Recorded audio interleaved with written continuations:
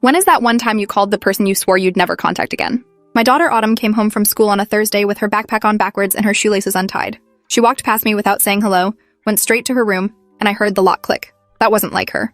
Autumn was 14 and normally complained about homework or asked what was for dinner before disappearing into her cave. I gave her 20 minutes before knocking. "Sweetie, everything okay?"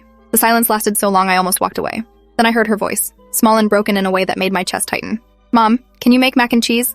The kind from the box, not the fancy kind." I made it exactly how she liked it. Extra butter and a little milk to make it creamy. She came out when I called her, sat at the kitchen table, and picked at the bowl without eating. Her hands were shaking. The fork kept missing her mouth. After watching her push the same noodle around for 5 minutes, I put my hand over hers. "Talk to me. What happened today?" She looked up with tears already streaming down her face. "Mom, something happened at school. I think I'm supposed to tell you, but I don't know how." The story came out in pieces over the next hour while the mac and cheese went cold. Dr. Philip Gaines, the school psychologist everyone loved, had called Autumn into his office during third period. He said her teachers were concerned about her anxiety levels and wanted to do a wellness check. Autumn thought it was normal because she'd been stressed about her geometry grade and her friend group drama. Dr. Gaines closed the door, locked it, and told her that sometimes physical release helps with stress.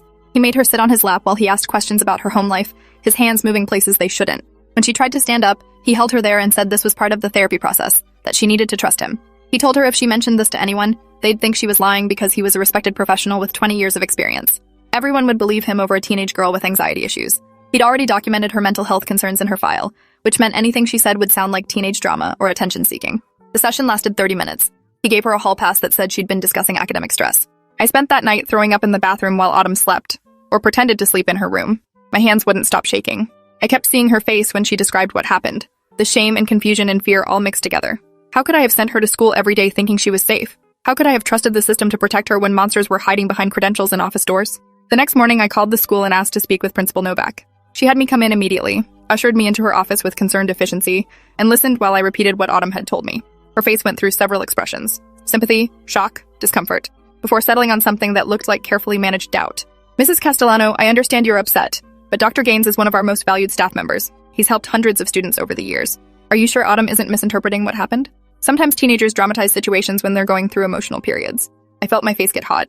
"My daughter is not dramatic. She's terrified. She told me details that no child should know.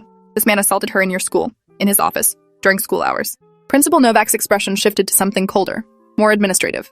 "I appreciate your concern, but we have protocols for these situations. I'll need to investigate this thoroughly before taking any action. Making accusations against a staff member is serious. Dr. Gaines has an impeccable reputation. Without concrete evidence, this becomes a he said, she said situation.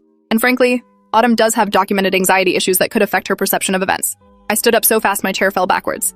"You're not going to do anything. You're going to protect him because he's been here 20 years and my daughter is just